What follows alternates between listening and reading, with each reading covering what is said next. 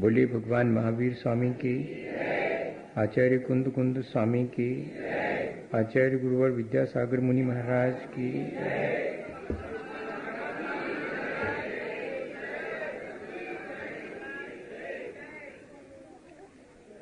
हम सभी लोग अपने जीवन को अच्छा बनाना चाहते हैं और यही कारण है कि हमारे मन में अपने जीवन को अच्छा बनाने की प्रक्रिया पर विचार करने का भाव उत्पन्न होता है और हम रोज मिल बैठकर अपने जीवन को अच्छा बनाने की प्रक्रिया पर विचार करते हैं। उस विचार के अनुरूप हम अपने जीवन को कितना अच्छा बना पाएंगे, ये अगला कदम है। पहला कदम यही है कि मैं जीवन को अच्छा बनाने के लिए संकल्पित हूं, और इतना ही नहीं, अच्छा जीवन कैसे बने इस बात पर मैं विचार भी करता हूं। हम अपने जीवन को खुद झांक करके देखते हैं अपने भीतर, तो हमें सब कुछ कई बार एकदम ठीक लगता है। हमें ऐसा नहीं लगता कि हम जैसा जीवन जी रहे हैं उसमें कुछ गड़बड़ी है। तब ऐसी स्थिति में ये कैसे मालूम पड़े कि सचमुच हम जैसा जीवन जी रहे हैं वो ही ठीक है?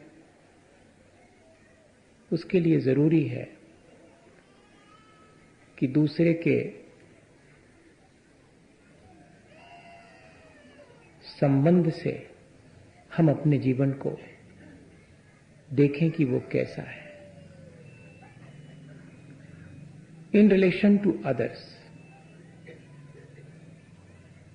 दूसरे से मेरा जिस तरह का संबंध है उससे मालूम पड़ता है कि मैं कैसा हूं। दूसरे की दृष्टि से मैं अपने आप को देखूं तो मुझे मालूम पड़ेगा कि मैं कैसा हूं। अब दूसरे की दृष्टि से तो मैं अपने को नहीं देख सकता, तो मैं इतना ही कर सकता हूं कि मैं अपने संबंधों को जरा ठीक से एनालिसिस करूं और देखूं कि मैंने इस संसार में किस किस से किस तरह के संबंध बनाए हैं। मैं वस्तु, व्यक्ति और घटना से, तीनों से अपने संबंध निर्मित करता हूं। उसमें विशेष रूप से वस्तु और व्यक्ति के बीच मेरे संबंध अधिक होते हैं। घटना तो थोड़ी देर को घटित होती है और मैं उस घटना से क्षण भर को जुड़ता हूं और फिर भूल जाता हूं। लेकिन मेरा सबसे ज्यादा संपर्क वस्तु और व्यक्ति से होता है। उससे मैं संबंध निर्मित करके अपना जीवन जीता हूं। वस्तु और व्यक्ति में भी मैं गौर से देखूं तो मेरे संबंध जितने अधिक वस्तु से हैं उतने व्यक्ति से नहीं है, क्योंकि वस्तु से संबंध स्थापित करने में सुविधा है। किसी भी चीज को हम उस पर अपना अधिकार जमा करके उसे अपना कह सकते हैं। उस चीज का हम जैसा उपयोग करना चाहें वैसा कर सकते हैं। उस चीज को जिस दिन हम रिप्लेस करना चाहें उस दिन हम उसे रिप्लेस भी कर सकते हैं। ये मेरी कार है, ये मेरी तिजोरी है, ये मेरे कपड़े हैं, ये मेरा मकान है, ये मेरी दुकान है। ये जो मेरा पोजेशन है, ये जो मेरा अधिकार है, वो बहुत आसानी से मैं निर्मित कर लेता हूं। हमें इसके लिए किसी चीज से पूछना नहीं पड़ता है कि वो चीज मेरी होना चाहती है कि नहीं होना चाहती। और इतना ही नहीं, उस चीज को मैं जहां रख देता हूं वो बिल्कुल एक आज्ञाकारी, अपने आज्ञाकारी पने को निर्वाह करती हुई वहीं रखी मिलती है। मैं मीलों लंबी यात्रा करके लौटूं तो मेरी तिजोरी में मुझे वहीं मिलती है, लेकिन मैं अपने बेटे को कहीं बिठा के जाऊं और 10 मिनट बाद भी लौटूं तो वो वहां बैठा नहीं मिलेगा, वो कहीं और घूमता फिरेगा। तो मुझे उससे संबंध बनाने में जरा दिक्कत होती, चीज से संबंध बनाने में ज्यादा दिक्कत नहीं होती।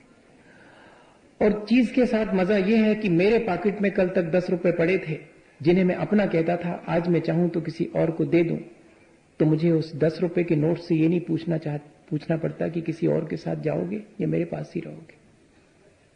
नहीं पूछना पड़ता, मैं दे देता हूं। मेरे घर में कार में लेके आया था और मैं एक नया मॉडल देख के आया हूं, तो मैं चाहूं तो इस कार को चौराहे पे खड़े करके नीलाम कर सकता हूं। ये कार मेरे से मर्सी अपील नहीं कर सकती, दया की भीख नहीं मांग सकती, लोगों से ये जाके नहीं कह सकती कि मैंने वर्षों इनका साथ निभाया और आज मेरी जगह पर किसी और को लाके खड़ा कर रहा है। इसलिए इतना आसान है हमारा चीजों से संबंध बनाना। और आज हम देखते हैं कि वस्तु से संबंध व्यक्ति के सबसे ज्यादा है। एक कमरे में एक व्यक्ति और हजारों चीजें रह सकती हैं, लेकिन दो व्यक्ति एक साथ नहीं रह सकते।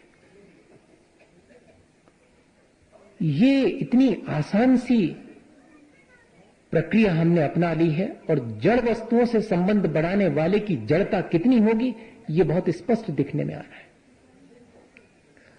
और इसीलिए बौद्ध दर्शन में लिखा है कि जितना व्यक्ति जड़ पदार्थों से ममत्व रखता है उतनी उसकी तृष्णा बढ़ती चली जाती है, और जैन दर्शन में उसी को परिग्रह कहते हैं, क्योंकि ये इतनी गहरी आसक्ति है कि जिसको हम सहसा छोड़ नहीं सकते हैं। ऐसे सैकड़ों उदाहरण हैं कि व्यक्ति अपने हीरे जवाहरात को अपने शरीर से बांध करके और मरा। इतनी आसक्ति, इतना व्यामोह इन चीजों से हमारा हो जाता है। तो ये देखें, वैसे तो मुझे अपना मोह नहीं दिखाई पड़ता, वैसे तो मुझे अपनी तृष्णा नहीं दिखाई पड़ती, वैसे तो मैं ये कह सकता हूं कि मैं बहुत निष्प्रह हूं, मुझे किसी चीज की कोई जरूरत नहीं है, लेकिन मैं देखूं इन चीजों से मैंने कैसे संबंध बना रखे हैं, उससे मालूम पड़ेगा कि मेरी चेतना अभी किस ऊंचाई पर है, पहुंची है, या कि अभी अपने धरातल पर ही खड़ी हुई है। व्यक्ति से संबंध बनाने में बहुत ध्यान रखना पड़ता है, उसके मन का भी ध्यान रखना पड़ता है। तो व्यक्ति से भी हमने संबंध बनाए तो हैं, लेकिन बहुत सोच समझ के संबंध बनाए हैं। 3 तरह के संबंध हम चेतन आत्माओं से बनाते हैं। जड़ वस्तुओं से तो एक ही संबंध होता है, उपयोगिता का संबंध होता है, वे मेरे उपयोग में आती हैं और उनसे मेरा स्टेटस मैं तय करता हूं। जिसके पास जितनी कीमती चीजें हैं वो उतना कीमती हो जाता है, जिसके पास जितनी ज्यादा चीजें हैं वो उतना बड़ा हो जाता है। तो मैं अपने मैं को इन्हीं चीजों के द्वारा बड़ा कर लेता हूं। लेकिन व्यक्ति के साथ मेरा उपयोगिता का संबंध तो है ही, मेरे और भी संबंध है। घृणा का और द्वेष का भी संबंध है, प्रेम, दया और करुणा का भी संबंध है। मेरे कुछ थोड़े से संबंध श्रद्धा और भक्ति के भी हैं। अब ये देखना है कि इनका रेशियो क्या है, उससे मालूम पड़ जाएगा कि मैं कैसा हूं। तो मैंने जिस ऑर्डर में कहा है उसी ऑर्डर में रेशियो बन जाएगा। सबसे ज्यादा मेरे संबंध अगर सुबह से शाम तक देखूं तो घृणा और द्वेष के हैं। बहुत गौर से देखना, मैं कोई उलाहना नहीं दे रहा हूं, मैं तो सिर्फ एनालिसिस कर रहा हूं। मैं अपने बारे में कह रहा हूं। मान लीजिएगा हम सब अपने अपने बारे में सोच रहे हैं, किसी और के बारे में नहीं सोच रहे। मैं सुबह से शाम तक ये देखता हूं कि मेरे संबंध अधिकतम घृणा और द्वेष के ही संबंध हैं। जैसे कि कुनिक का अपने पिता से था, जैसा कि पिता से था। क्या ऐसे ही संबंध हमारे तो नहीं है? बहुत अधिक मात्रा में देखने में कि हमारे संबंध इसी तरह के हैं। इतने जल्दी हमारे मन में दूसरे के प्रति विद्वेष की भावना आती है, इतनी जल्दी हमें दूसरे के गुण देख करके ईर्ष्या का भाव आता है। ईर्ष्या भी एक द्वेष का ही रूप है और कुछ नहीं। मेरी भावना पढ़ते समय मैं कहता जरूर हूं कि देख दूसरों की बढ़ती को कभी ना ईर्ष्या भाव रखूं, लेकिन मेरा सुबह से शाम तक पूरा जीवन दूसरे के गुणों को सहन नहीं कर पाने के कारण ईर्ष्या से ही भरा रहता है। इवन मैं जब पूजा करता हूं तब भी मेरे मन में यह भाव आ जाता है। यहां तक कि मैं जब धर्म सभा में बैठा होता हूं तब भी मैं दूसरे किसी व्यक्ति को अधिक सम्मान पाते देख करके और बहुत मुश्किल में पड़ जाता हूं। ये मेरी चेतना का मुझे एनालिसिस करने पर ऐसा लगने लगता है कि मैं तो बहुत पतित हो गया। अगर ये विचार हमारे भीतर आने लगे तो समझिएगा कि हां, अब मेरी चेतना समृद्ध होने वाली है। वरना 99% लोगों को यह चीज समझ में ही नहीं आती है कि दूसरे से मेरे संबंध जो मैंने ईर्ष्या और द्वेष और घृणा के बनाए हैं, उनसे मेरी ही चेतना मलिन हुई है, दूसरे का कोई भी घाटा नहीं हुआ है। ये बहुत कम लोगों को यह चीज समझ में आती है। हमारा सौभाग्य कि हमें यह चीज समझ में आ रही है कि मुझे मेरे संबंध ऐसे नहीं बनाना है जिससे मेरी चेतना मलिन हो, क्योंकि society is the projection of our self. ये जो दिखाई पड़ने वाली समाज है वो मेरा अपना प्रोजेक्शन है और कुछ भी नहीं है। मेरे भीतर घृणा है तो मुझे सब दूर वैसे ही लोग दिखेंगे जो घृणास्पद है। मेरा द्वेष है तो मुझे कहीं गुणवत्ता दिखेगी ही नहीं। दुर्योधन महाराज अगर विश्व में ढूंढने निकले कोई भला आदमी तो लौट के आएंगे और कहेंगे कोई भला नहीं है। लेकिन अगर दुनिया को देखने के लिए युधिष्ठिर महाराज को भेजा जाए कि एक आध बुरा ढूंढ के लाओ, तो वो कहेंगे साहब क्षमा करो, एक भी नहीं मिला, कोई बुरा नहीं है। युधिष्ठिर महाराज की आंख में संसार में कोई बुरा नहीं है, क्योंकि वे अपने आप में बहुत अच्छे हैं, इसलिए उन्हें कोई बुरा नहीं दिखता। और दुर्योधन महाराज को कोई अच्छा नहीं दिखाई पड़ता, उनको सब बुरे मालूम पड़ते हैं, क्योंकि उनके भीतर इतना कुछ कचरा है, इतनी कुछ बुराइयां हैं कि किसी और की अच्छाई दिखती ही नहीं है। ये अपना एनालिसिस खुद करना पड़ेगा कि जब जब मैं दूसरे की बुराई देखता हूं तो वो मेरा ही प्रोजेक्शन है, वो मेरे भीतर पड़ी हुई विकृति है। और जब जब मुझे कहीं किसी के भीतर कोई अच्छाई दिखती है तो वो अच्छाई वहां नहीं है, वो मेरे भीतर है। किसी को अच्छा कहने वाला भले ही दूसरा अच्छा हो ना हो, वो स्वयं तो अच्छा हो ही जाता है। और किसी और को बुरा कहने वाला दूसरा बुरा हो या ना हो, स्वयं तो बुरा हो ही जाता है। ये बहुत सीधा सा गणित है। लेकिन हमें अब स्वयं अपने जीवन के बारे में विचार करना चाहिए कि हमने जो संबंध निर्मित किए हैं वो कहीं ऐसा तो नहीं, उनका रेशियो घृणा, द्वेष, ईर्ष्या और विद्वेष का तो नहीं है। अगर ऐसा है तो मैं उसमें कमी लाऊं, और कमी लाने के लिए मुझे कोई बहुत अधिक प्रयत्न नहीं करना है। मुझे उन संबंधों को थोड़ा सा चेंज कर देना है। सुकरात से जब ये कहा गया, दार्शनिक थे, जब ये कहा गया कि एक व्यक्ति है जो तुम्हारा बहुत बड़ा शत्रु है और वो सोचता है कि मैं जब तक चैन से नहीं बैठूंगा जब तक सुकरात से अपना बदला नहीं ले लूंगा। हो गई होगी तुमसे कोई गलती जिसको कि उसने गांठ बांध ली अपने भीतर, वो ऐसा कहता फिरता है। तो सुकरात ने कहा कि अब मैं भी तब तक चैन से नहीं बैठूंगा जब तक कि उसे अपना मित्र न बना लूं। ये चेतना की ऊंचाई से ही निकल सकती है बात, वरना एक common person think about the person, a medium person think about the events. बहुत मुश्किल है इससे ऊपर उठना।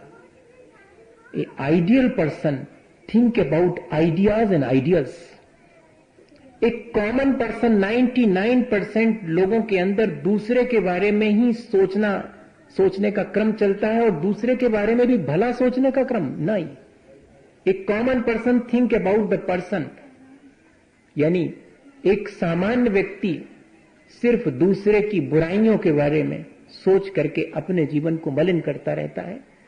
मध्यम प्रकार के लोग घटनाएं घटित होने पर उनको एनालाइज करते रहते हैं, ये ठीक हुआ नहीं हुआ, देश में क्या चल रहा है। वो एक चाय की दुकान पर खड़े होकर एनालाइज करेंगे पूरी संसद में होने वाली कार्रवाई को। पूरे खेल का अगर कोई एनालिसिस करने वाला है तो पूरे खेल को एनालाइज करके बता देगा वो कि ये यहां पर ये फॉल्ट था और यहां ये ऐसा था। अपने जीवन के बारे में सोचने का वक्त नहीं है उसे। ये मीडियम पर्सन इवेंट्स पर घटित होने वाली सांसारिक घटनाओं को एनालाइज करता है। आइडियल पर्सन बहुत 1% होगा, कोई जो आइडियाज और आइडियल्स के बारे में, किसी आदर्श के बारे में और अपने जीवन को अच्छा बनाने के बारे में सोचेगा। इसलिए हम देखें कि हम किस तरह का सोच रखते हैं, हमारा अपना दूसरे के बारे में किस तरह का सोच है, द्वेष का है, ईर्ष्या का है, किस तरह का है। अगर हम चाहें तो उसको परिवर्तित कर सकते हैं, बहुत आसानी से उसे बदल सकते हैं। घृणा को प्रेम में बदलने की प्रक्रिया है और घृणा को या कि शत्रुता को मित्रता में और मैत्री में बदलने की प्रक्रिया है। वो प्रक्रिया भी हम अपना सकते हैं चाहें तो। उससे मालूम पड़ जाएगा कि अब हमने अपने जीवन को परिवर्तित करना शुरू किया है। एक जगह और लिखा हुआ है कि relationship is the mirror in which I see myself as I am. संबंध और कुछ नहीं है, एक तरह का दर्पण है जिसमें कि मैं अपने आप को देखता हूं कि मैं कैसा हूं उन संबंधों के माध्यम से।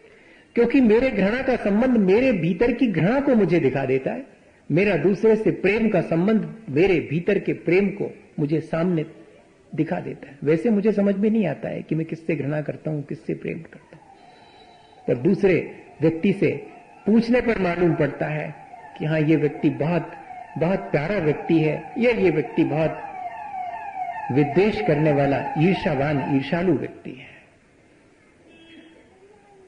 प्रेम और दया और करुणा के संबंध भी हैं आज के समय में, ऐसा नहीं है कि नहीं है। हम वैसा जीवन भी अपना बना सकते हैं, इस पर थोड़ा सा विचार कर लें। एक नौयुवक बस में बैठा हुआ है, यात्रा कर रहा है। अचानक एक बुजुर्गवार वृद्ध व्यक्ति बस में ऊपर चढ़ते हैं। वे देखते हैं कहीं स्थान हो बैठने का, लेकिन कहीं कोई स्थान उन्हें दिखाई नहीं पड़ता बैठने का।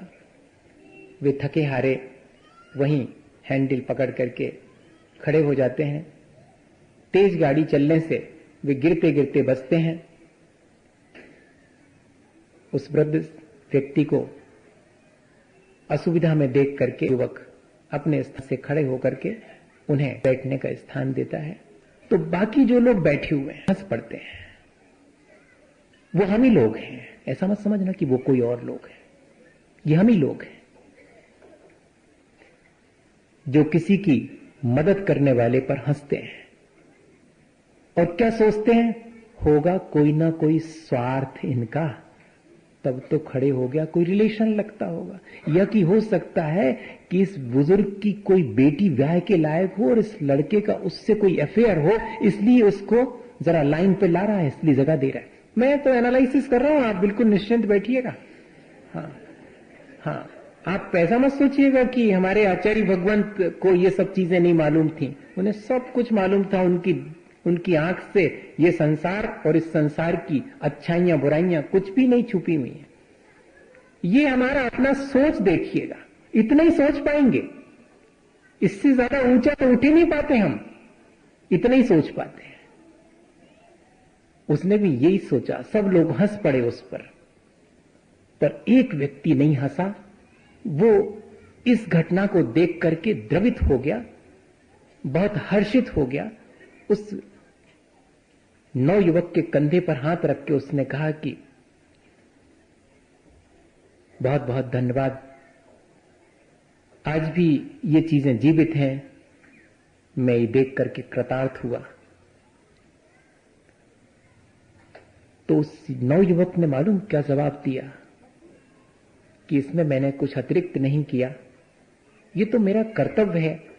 अगर इस समय जबकि मैं ऊर्जावान हूं और युवक हूं, इस समय यदि ऐसे नहीं कार्य करूं तो इस वृद्धावस्था में करूंगा जबकि मैं अशक्त हो चुकूंगा, जबकि मुझे खुद जरूरत होगी कि कोई मुझे सहारा दे।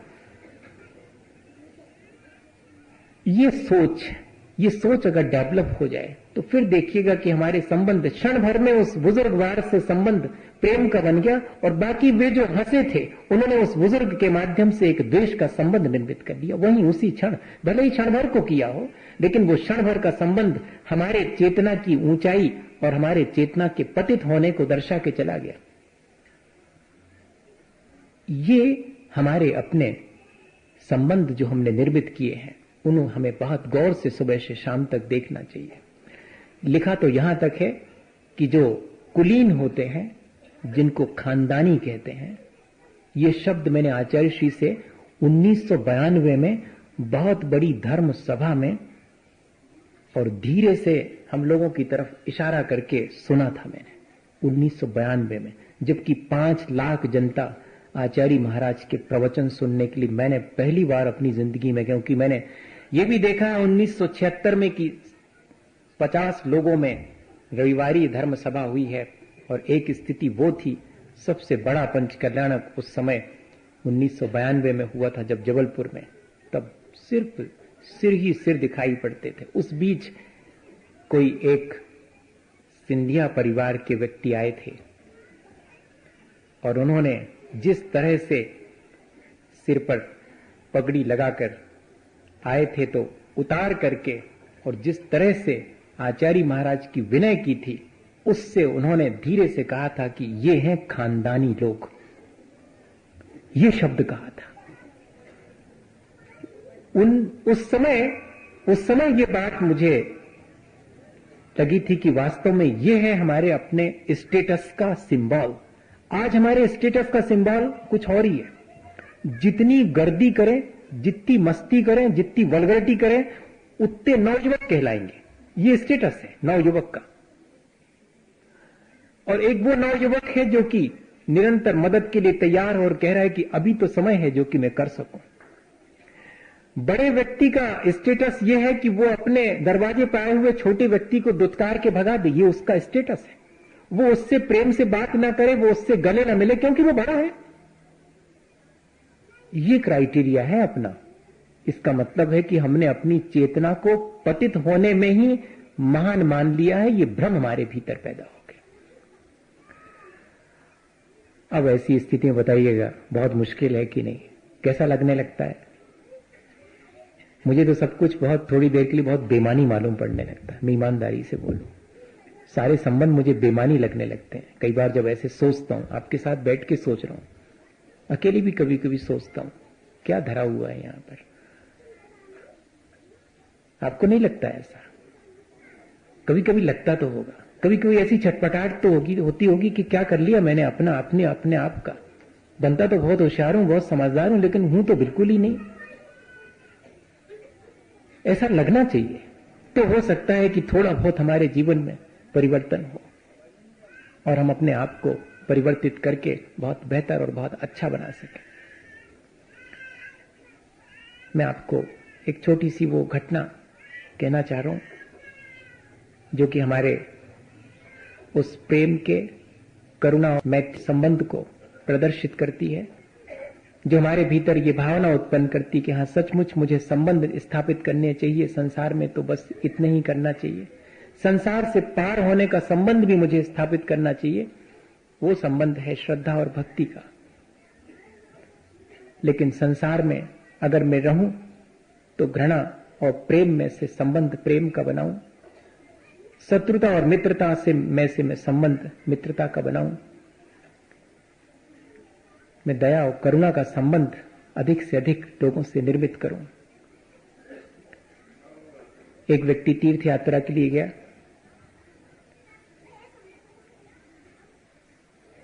और रात 11 बजे वहां पहुंचा। देखा तो कहीं कोई ठहरने के लिए कमरा नहीं मिला किसी भी धर्मशाला में। उसने बाहर ही जो पर्ची थी, दालान थी, उसमें अपना सामान रख लिया। सोचा कि रात तो यहां कट जाएगी, लेकिन जीवन साथी ने थोड़ी सी अपनी तकलीफ बताई कि मैंने आज रास्ते में दूध न मिल पाने से अपनी दवाई नहीं खा पाई है, तो थोड़ा सा घबराहट हो रही है। हार्ट पेशेंट है, शायद बीपी बढ़ गया होगा, एग्जॉशन भी हो गया है।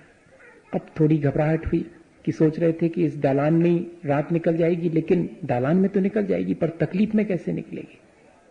इस तकलीफ को दूर करने के लिए मुझे कहीं से दूध का इंतजाम तो करना ही चाहिए। देखा तो कहीं कोई सुविधा नहीं थी दूध की, सब दुकानें बंद हो चुकी थीं। जो खुली थी उनके पास भी इतनी रात कौन आएगा ये सोच करके दूध खत्म ही हो गया था। किसी ने कहा कि यहां पर एक ही घर है, चले जाएं, शायद वहां आपको मदद मिल जाए, बाकी सब तो हम लोग दुकान वाले ही लोग यहां हैं। रोशनी देख करके उस घर के दरवाजे पर पहुंच करके बहुत हिचकिचाहट होती है कि इतनी रात गए, किसी भले आदमी को जगाना तो ठीक नहीं है। अपरिचित व्यक्ति, इतना ध्यान रहता है क्या अपने को? बहुत मुश्किल है। अपना काम अटकने पर तो कुछ ध्यान नहीं रहता, दूसरे का काम अगर अटक जाए तो उसको 4 बातें सुनाने का ध्यान तो रहता है। कोई अगर रात 12 बजे अपने दरवाजे पर आ जाए तो क्या कहने का मन होता है कि भले आदमी हो क्या? लगते तो नहीं हो भले आदमी। 12 बजे रात को किसी को जगाना ठीक लगता है क्या? या कि हो सकता है कि दरवाजा ही नहीं खोलूं, कह दूं कि मैं अभी सो हुआ हूं, अभी नहीं हुआ, सुबह मिलूंगा। कितनी जल्दी मैंने उस व्यक्ति से देश का संबंध स्थापित कर लिया, क्षण भर में। मैं उससे यह भी कह सकता था कि इतनी रात गए, आप आए हैं, मैं आपकी क्या मदद कर सकता हूं। ये तो बहुत कठिन है, इसके लिए तो चेतना की भलाई चाहिए। अब उस दरवाजे बहुत हिम्मत करके नॉक किया, खटाया, तो थोड़ी देर बाद किसी के आने की आवाज सुनाई पड़ी।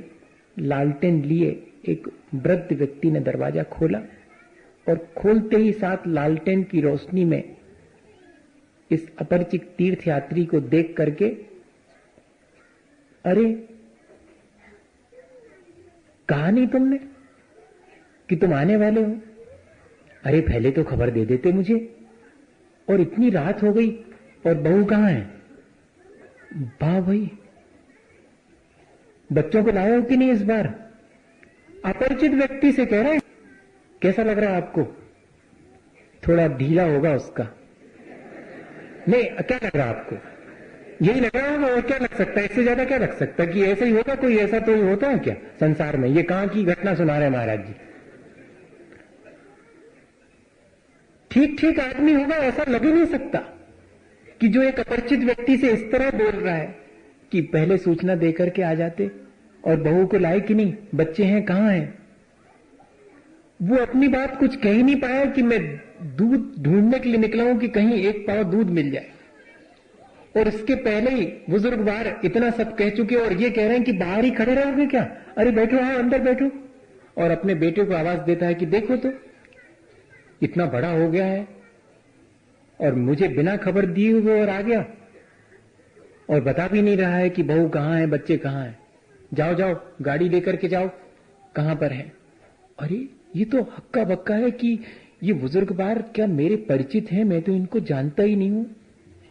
वो हाथ जोड़ के कहता है कि सब लोग आए हुए हैं, लेकिन अभी मुझे और कोई जरूरत नहीं है, मुझे सिर्फ 1 गिलास दूध चाहिए। हाँ हाँ चाहिए तुम्हें 1 गिलास दूध चाहिए, अकेली तुम अपनी चिंता करते हो, चलो बैठो यहां पर। और कहां है बहू, कहां पर है, और बच्चे कहां हैं, और सामान वहां पर धर्मशाला में रखना।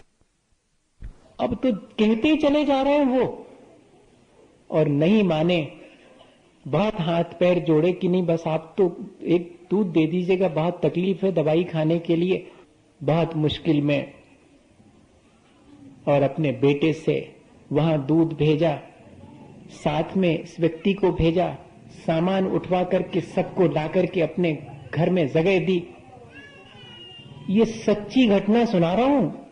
इंदौर की नई दुनिया में धड़कन नाम के कॉलम में निकलती आस्था, जो पढ़ते हैं वे जानते होंगे, उसमें से पढ़ी थी मैंने और कहीं से नहीं लाया मैं। और उस व्यक्ति ने लिखा है कि मैंने तीर्थ यात्रा वास्तव में करने का आनंद उस क्षण में लिया। मैंने भगवान के दर्शन उस व्यक्ति के अंदर किए हैं। लोग पता नहीं किस मूर्ति में कौन से भगवान के दर्शन करते हैं, मैंने उस व्यक्ति के जीवन में खुद अनुभव किया। बताइएगा हमारा अपना सोच आज किस तरह का हो गया। और एक ये सोच है कि हम क्षण भर के अंदर बाहर किसी चैतन्य व्यक्ति को देख करके और झट से उसकी चेतना का सम्मान करते हैं। जहां रिवरेंस ऑफ लाइफ है, मानिएगा कि वहां पर है प्रेम का संबंध, दया और करुणा का संबंध।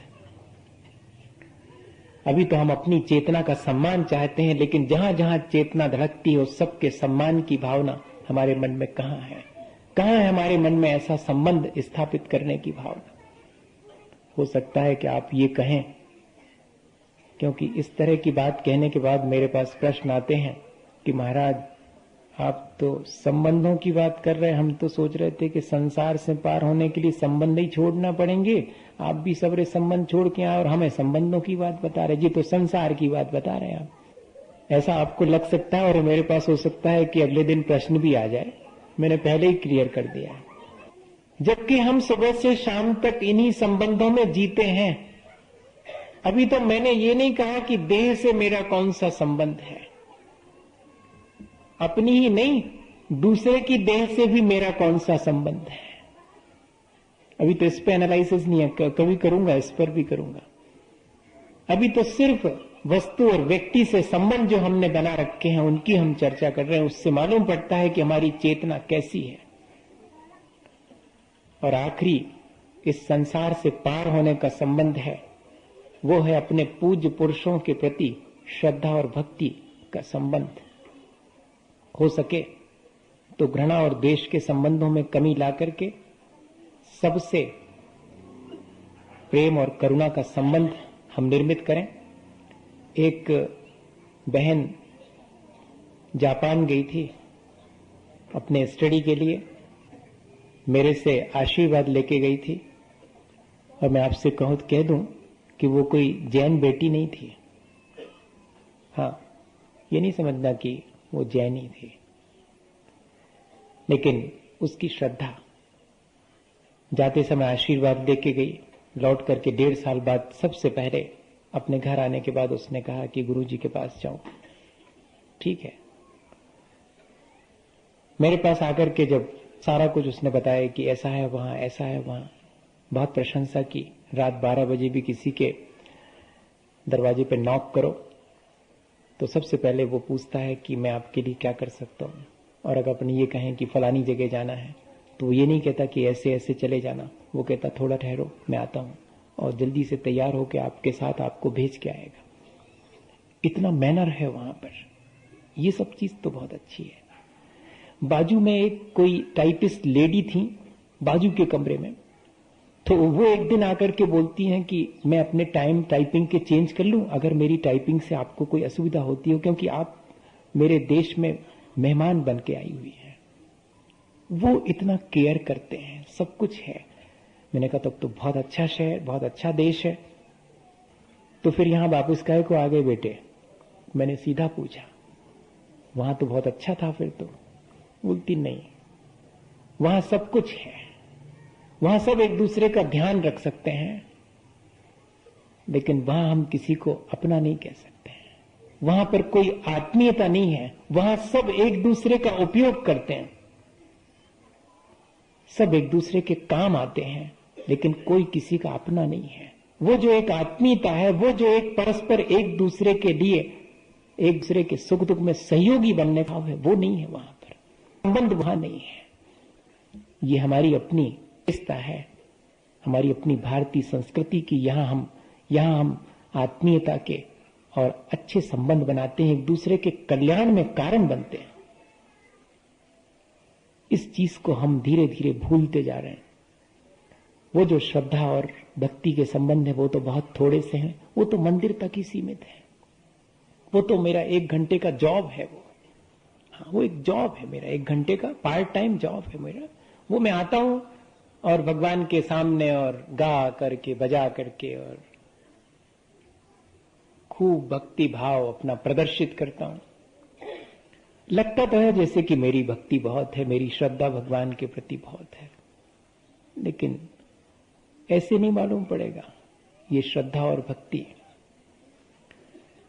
वो तो जब मालूम पड़ती है जब मैं दुकान पे बैठा रहता हूं और जब मेरी अंतरात्मा की आवाज बेईमानी नहीं करने के लिए कहती है और मैं उसे दबा करके कहता हूं कि यहां ऐसे नहीं चलेगा, वो मंदिर नहीं है, ये दुकान है।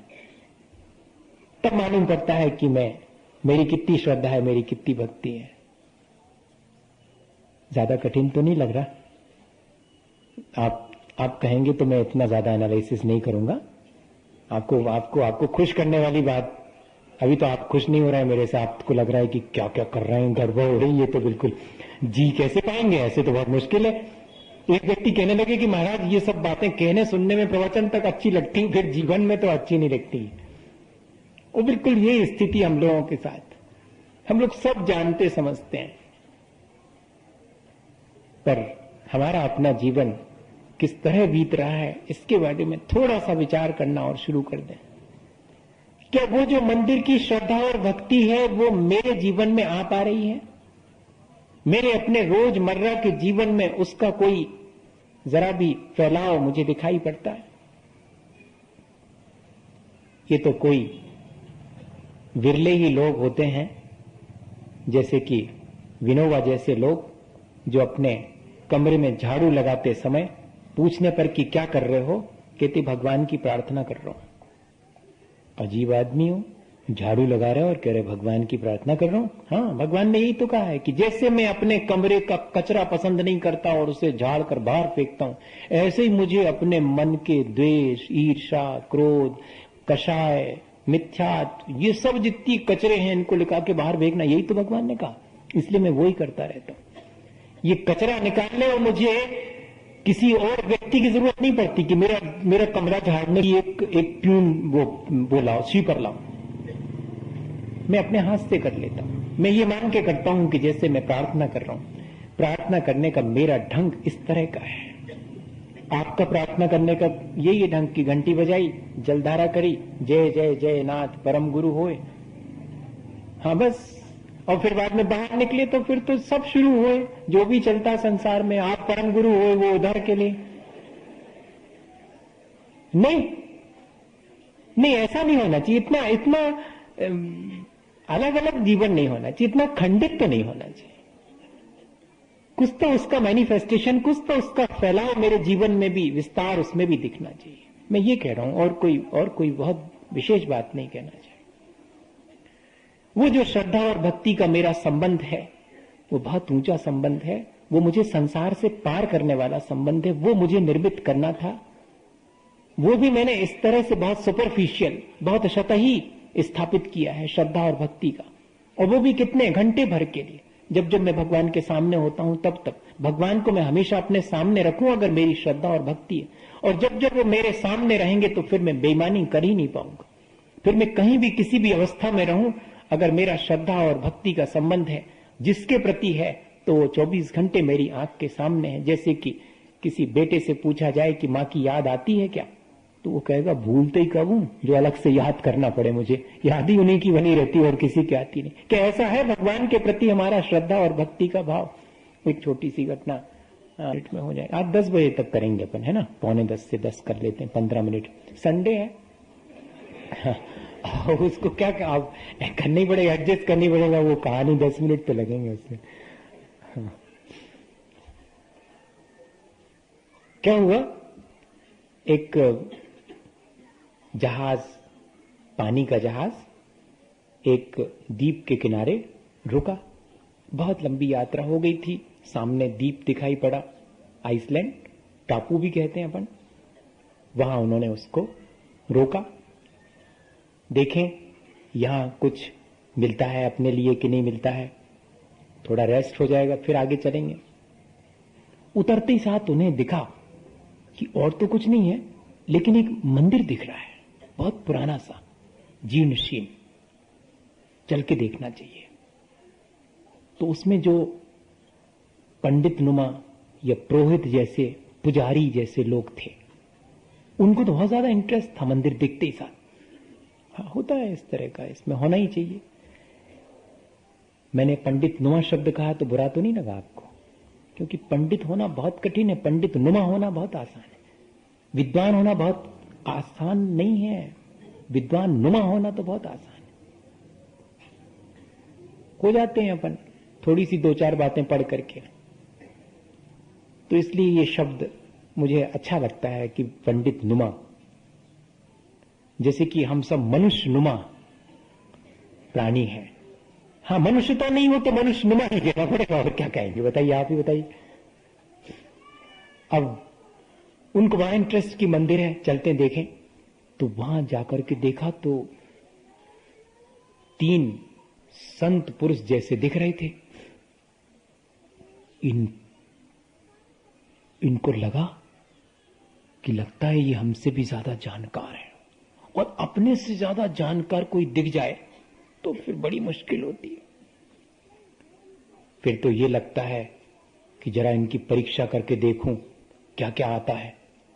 अगर आप कुछ पढ़ रहे हो और किसी से बताएं कि हम ये पढ़ रहे हैं, तो मालूम वो क्या करेगा से पहले, अच्छा ये चीज कैसी है, ये चीज कैसी है, और फिर बाद में आप बता नहीं पाएंगे तो भीतर ही भीतर मजा लेगा, कह रहे जानता वानता कुछ नहीं है, डिग्री जरूर है इसके पास, बाकी अपन तो ठीक है।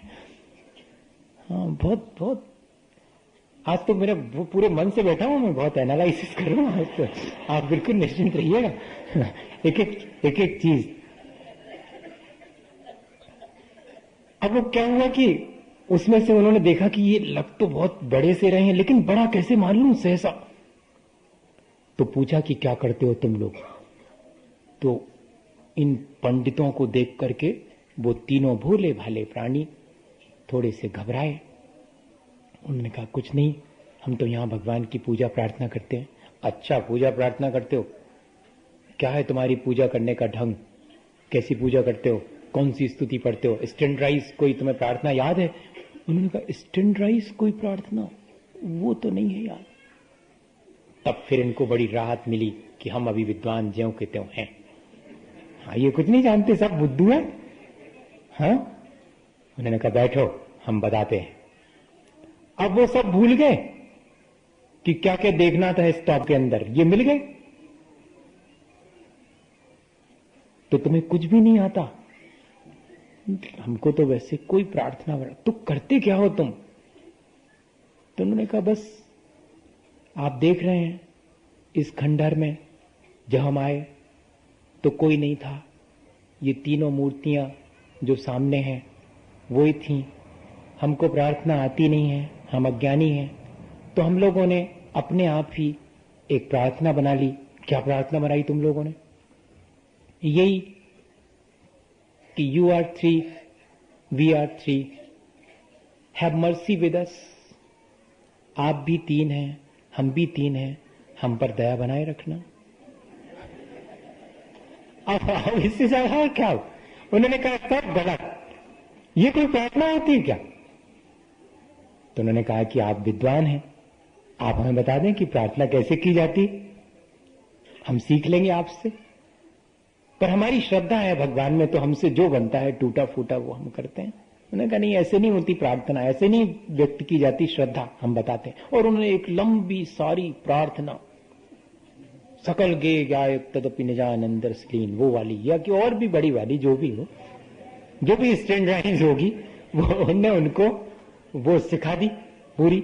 अब वो बेचारे भोले भाले प्राणी, उन्होंने एक बार सुनी, कहां याद रहने वाली, फिर से बता दीजिएगा। फिर हाथ जोड़ करके, नीचे तो बैठे हैं वो पैरों में उनके तीनों, और आप फिर से बता दीजिएगा। फिर बता दी, अब याद रह जाएगी, ठीक है। जो बनी उनसे सेवा, वो सब जहाज के लोगों के की, सबको विदा करने गए, नदी के किनारे तक उनको छोड़ने गए। वो तीनों भोले भाले भक्त श्रद्धालु थे वो तो। और जहाज जाने लगा, दूर तक जहाज चला गया समुद्र के भीतर। अचानक उस जहाज में से इन लोगों को ऐसा दिखाई पड़ा कि अरे ये कौन सी चीज चली आ रही है, बिल्कुल 3 जुगनू की तरह, स्टार की तरह कुछ चीजें चली आ रही हैं। तो ये सब घबराए कि कोई विपत्ति तो नहीं है, सब अलर्ट हो गए। पंडित जी नुमा जो लोग थे उनने जल्दी से अपनी माला वाला निकाली, जपना शुरू कर दिया कि कोई विपत्ति आने वाली है। हाँ, ऐसे होता है। भले ही भीतर में श्रद्धा ना हो, लेकिन तो लिखा है उसमें कि जाप फिरना चाहिए, उसमें क्या बात है।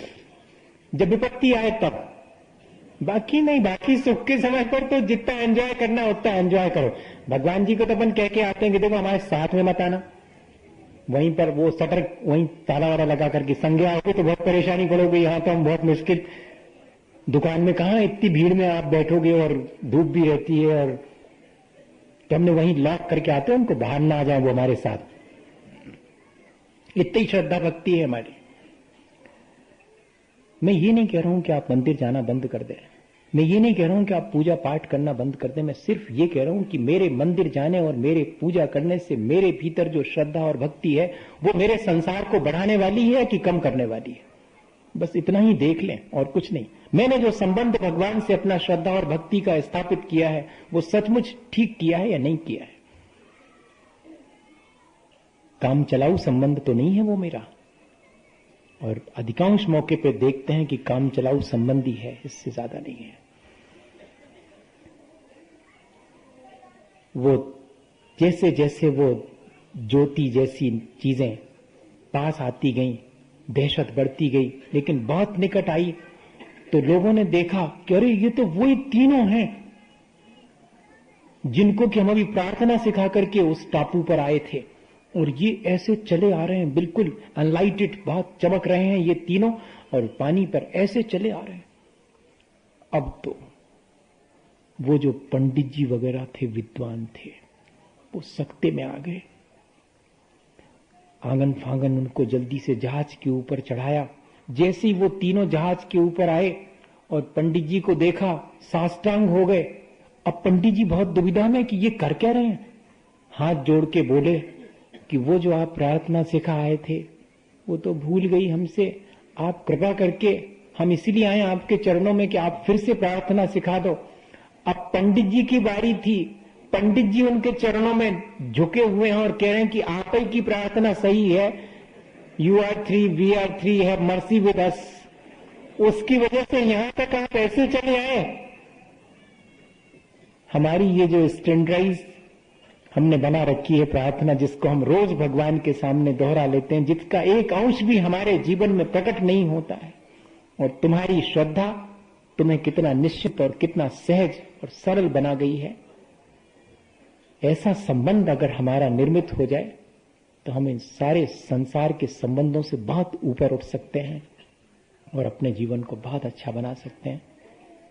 हमें सद्बुद्धि मिले, हम जल्दी से जितना जीवन शेष रहा है उसमें ऐसा कुछ करें जिससे कि हमारा जीवन और अच्छा बन सके।